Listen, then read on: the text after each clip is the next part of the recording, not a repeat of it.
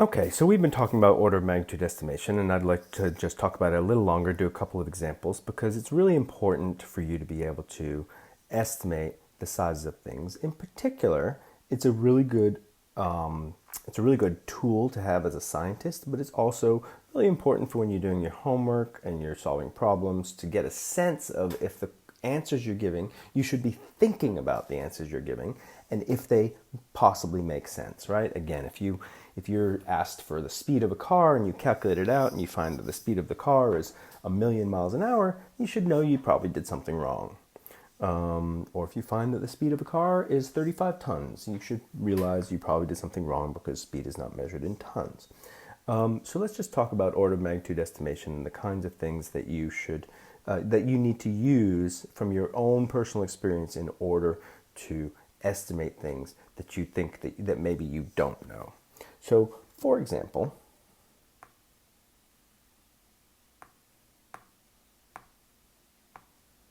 not letting me stop.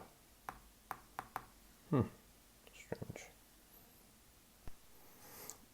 Let's ask the question, pretty simple question, what is the mass of a car? Now, you might know what the mass of a car is, but you might not. A typical question that you might get if you ask what's the mass of a car, somebody will say, well, do you mean a small car or a large car? Something like maybe a Humvee or a smart car. And the answer is, well, if we're just asking what's a reasonable mass of a car, it may or may not matter whether we're talking about a small car or a large car, because to order of magnitude, to order of magnitude, probably going to be the same thing. But the other answer is we're not talking about extremes. We're talking about the average car, right? So let's take an average car, and I'm really good at drawing cars, so there you go. And just say, okay, what is the mass of the average car? One of the things you probably want to think about is where does the mass of the car reside? If the left side is the front of the car, then then maybe we have the engine in the front of the car, and then there is mass beneath your feet, right? A fair amount of mass with the drive shaft and the bottom of the car and the things that hold the wheels on, and they're called axles, things like that. So the most of the mass of the car is probably in that area of the car. The rest of the car is open space where you're sitting and you put your luggage, etc.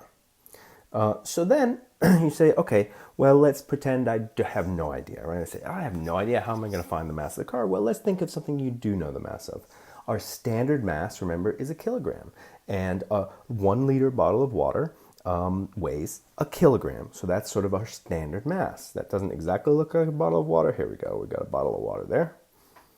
Then you just want to ask, how many bottles of water is that car made up of? If I put bottles of water everywhere where the mass of the car is, how many of them are there? Or is it, one, okay. Is it one? Is it 10? Is it 100? Is it 1,000? Is it 10,000? Etc. How many bottles of water can I put together to build a car?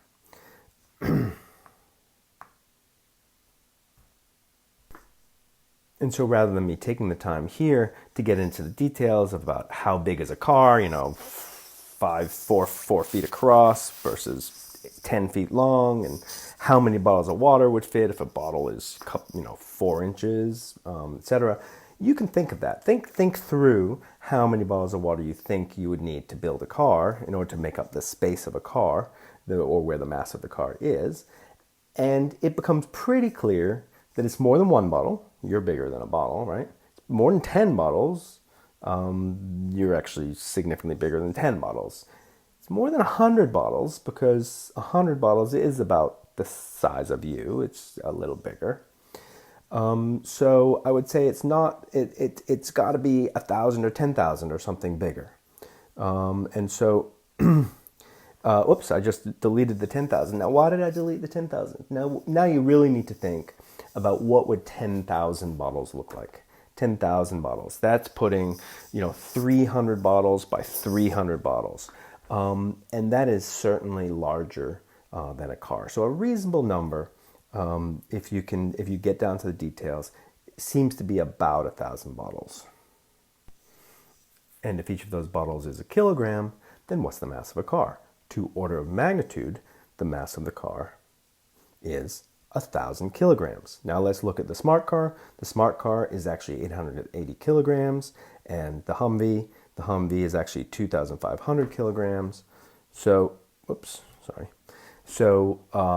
when you round those to nearest order of magnitude, they both round to 1,000 kilograms. So 1,000 kilograms seems like a really reasonable mass for a car. Certainly order of magnitude.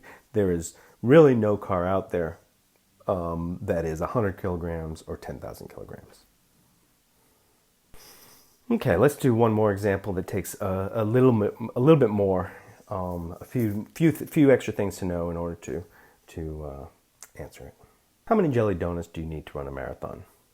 First question, of course, you might say is, what do you mean by how many jelly donuts do you need to run a marathon? I mean, it takes a certain amount of energy to run a marathon, and you need to get that energy by eating food. And let's say all I ate were jelly donuts. How many jelly donuts would I need in order to have enough energy to run a marathon? Next question you might have is, well, I have no idea how long a marathon is. I'm not a runner. You're the runner. And that's reasonable. Many people know that a marathon is 26.2 miles. But let's just pretend you didn't know the marathon was 26.2 miles.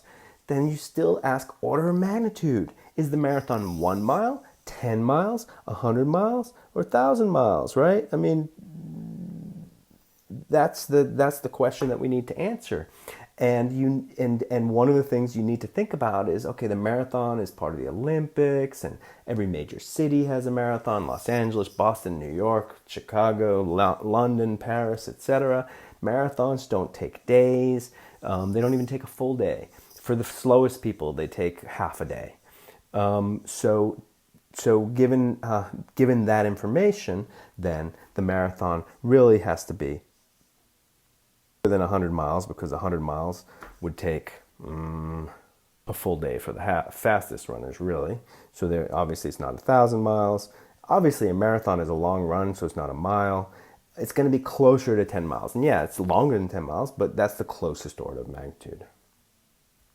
Saying, okay, I got to run 10 miles. How do I know how many jelly donuts? Well, it's about energy, right? So you have to ask, how many calories do you burn when you're running 10 miles? And again, if you know about calories, don't worry about the difference between kilocalories and calories. We're talking about food calories. So how many food calories do you burn? You may not know how many food calories you burn in 10 miles, but in a mile run, do you burn 1 calorie, 10 calories, 100 calories, 1,000 calories?